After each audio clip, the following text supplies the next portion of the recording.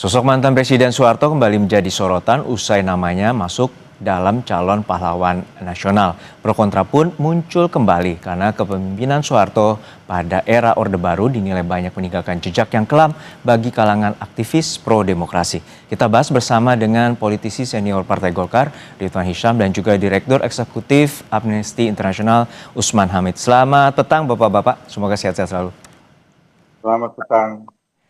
Saya ke Bung Usman terlebih dahulu. Bung, untuk saat ini ada catatan bahwa mantan Presiden Soeharto juga memiliki bintang gerilya dan juga jasanya saat secara umum 1 Maret mempertahankan ibu kota Yogyakarta pada kala itu. Dan juga memiliki catatan terkait dengan Panglima Mandala, pembebasan Irian Barat, dan salah satunya syarat umum dan juga syarat khusus telah terpenuhi dalam konteks pengajuan kepada Dewan Gelar. Seperti apa Bung Usman melihat bahwa Pak Harto ini tidak layak untuk masuk dalam usulan pahlawan nasional? Ya, yang paling penting itu adalah amanat reformasi tahun 98. Di dalam reformasi 98 telah ada ketetapan MPR mengenai penyelenggaraan pemerintahan yang bersih dari kolusi, korupsi, dan nepotisme. Dan nama mantan Presiden Soeharto masuk di dalam tap MPR itu. Dengan demikian, maka secara yuridis sebenarnya tidak boleh ada penetapan pahlawan nasional untuk yang bersangkutan. Karena tap MPR itu kedudukan yuridisnya lebih tinggi daripada undang-undang yang dijadikan dasar pemberian gelar. Tapi tap MPR 11 1998 sudah dicabut 2024 kemarin, Bung Usman. Ya, misalnya undang-undang yang disebut sebagai dasar menyebutkan tentang keteladanan moral. Presiden Soeharto naik di dalam kekuasaan, di dalam banyak pandangan para sarjana dalam dan luar negeri, dilakukan dengan sebuah konspirasi operasi intelijen Amerika Serikat untuk mengkudeta pemerintahan Soekarno. Dan itu menimbulkan perpecahan di antara golongan anak bangsa, baik itu yang nasionalis, yang komunis, dan juga yang agamis atau yang Islam. Dan dengan demikian sulit untuk dikatakan sebagai tokoh yang misalnya memperkuat integritas atau persatuan dan kesatuan bangsa. Dan kalaupun misalnya kita mau membicarakan konteks persatuan dan kesatuan bangsa, maka tap MPR juga mengatur tentang pentingnya rekonsiliasi nasional. Dan rekonsiliasi nasional itu harus didasarkan pada proses pengungkapan kebenaran melalui Komisi Kebenaran dan Rekonsiliasi. Di sanalah berbagai dugaan pelanggaran hak asasi manusia atau penyalahgunaan kewenangan, penyalahgunaan kekuasaan di masa Orde Baru dipertanggungjawabkan terlebih dahulu. Baru dengan demikian, misalnya diputuskan apakah memang layak untuk dijadikan sebagai pahlawan nasional atau tidak.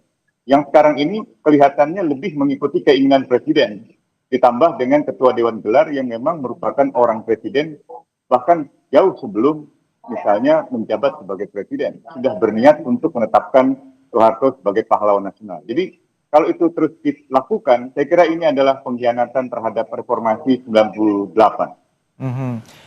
Pak Ridwan, ada tanggapan terkait dengan pengkhianatan dari amanat reformasi 98 dan juga di masa Orde Baru, mantan Presiden Soeharto memberlakukan kekuasaan yang sentralistik dan juga adanya dugaan tindak pidana korupsi yang saat ini juga belum ditetapkan ataupun sudah diputus pada tahun 2006 bahwa tidak ada kasus yang menjerat terhadap mantan Presiden Soeharto.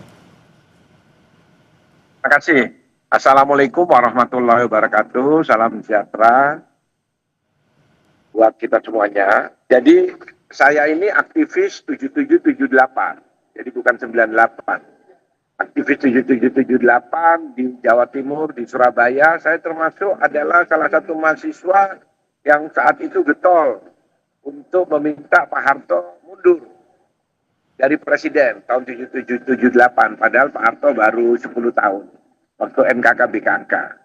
Nah setelah itu saya menjadi ketua Partai Golkar di tahun 2000-an waktu reformasi. Nah kenapa saya masuk di Golkar?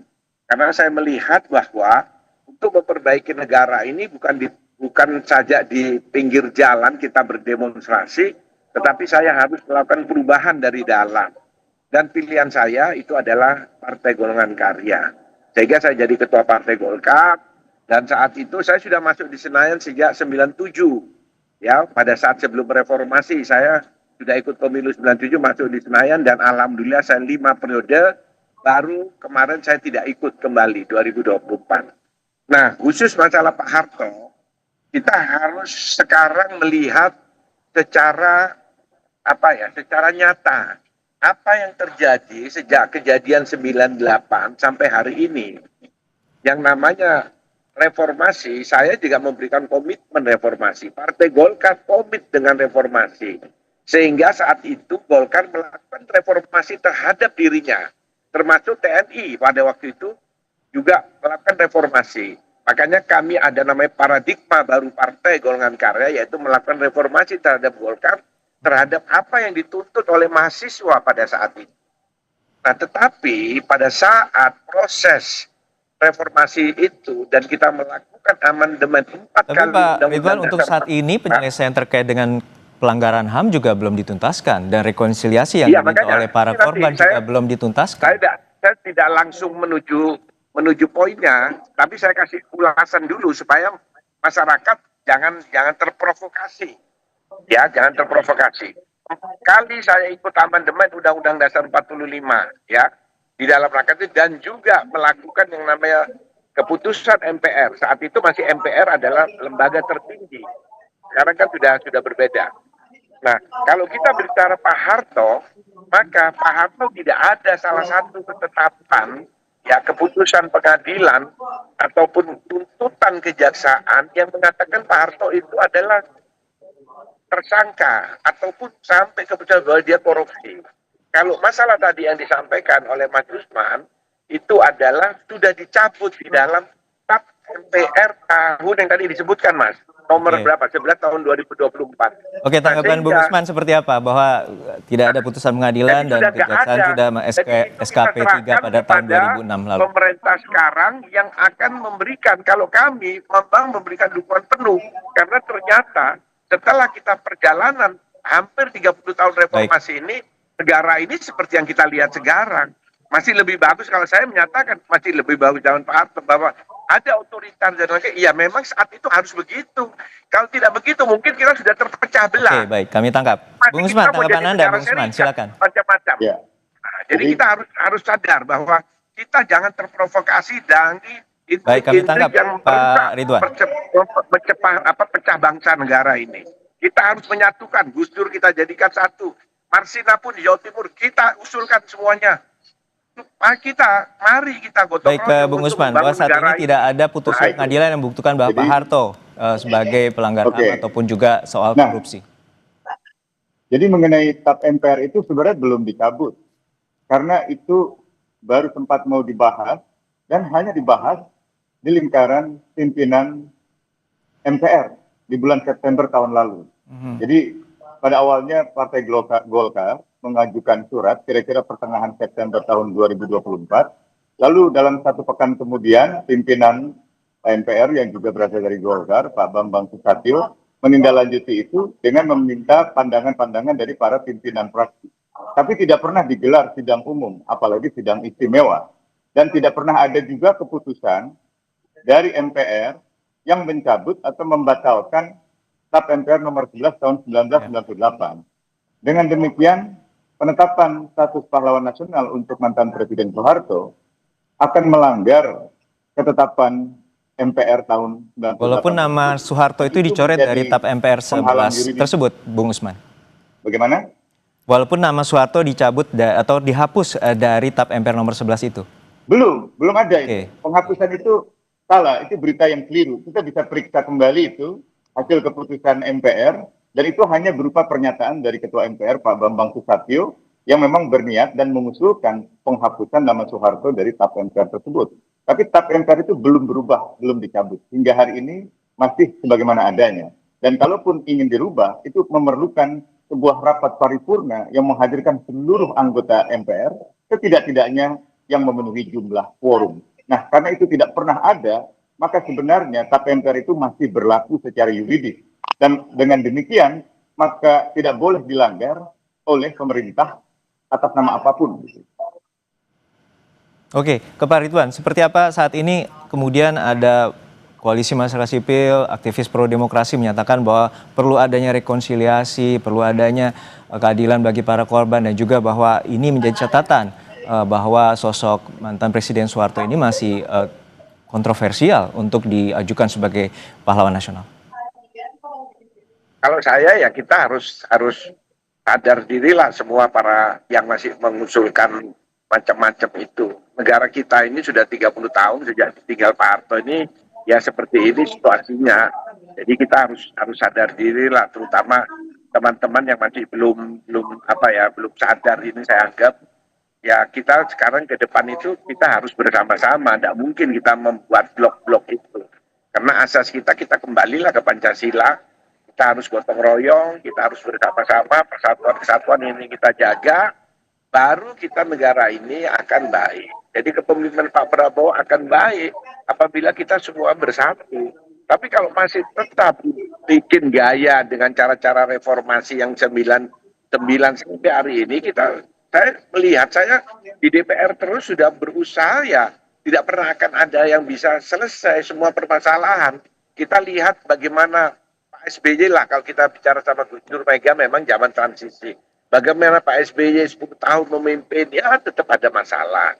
Pak Jokowi sekarang sudah selesai sudah setahun ini masih masalah terus. Terus kapan kita mau kerja? Dulu di zaman Orde Baru ya, zaman saya pada waktu itu masih mahasiswa, itu bekerja 4 tahun kita kerja politik, itu baru satu tahun baru kita bicara politik pada saat akan pemilu. Sekarang ini 5 tahun kita bicara politik terus. Kapan kita mau kerja? Kapan mau kita pembangunan? Inilah hasilnya. Nah, kita asik dengan seperti ini. Cobalah kita sadar semuanya. Mari kita sama-sama, kita duduk sama-sama. Kalau masalah tadi TAP MPR apa itu debatable.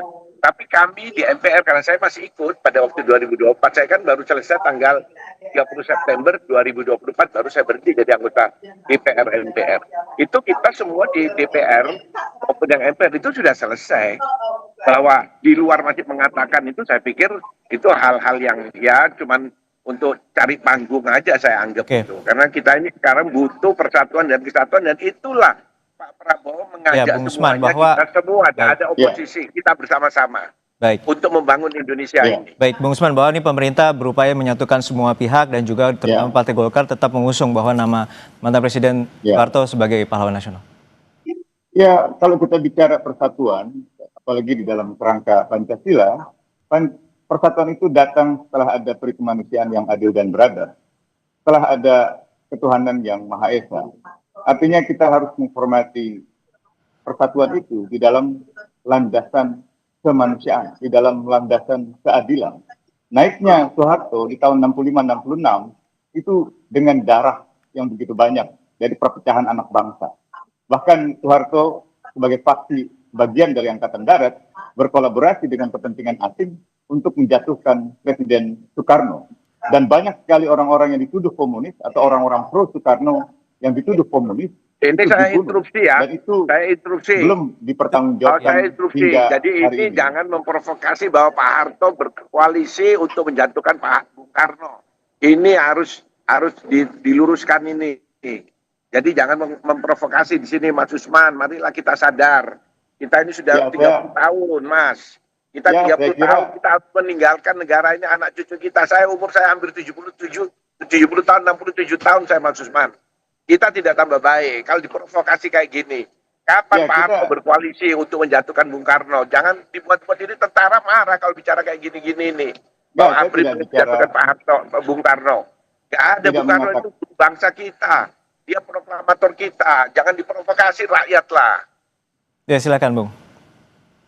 Bukan hanya Angkatan Darat, tapi juga Angkatan Udara menjadi korban, dan juga kepolisian menjadi korban. Banyak sekali TNI aktif, terutama dari Angkatan Udara dan juga Laut serta Polri, yang dipenjara setelah Soeharto menjatuhkan Soekarno.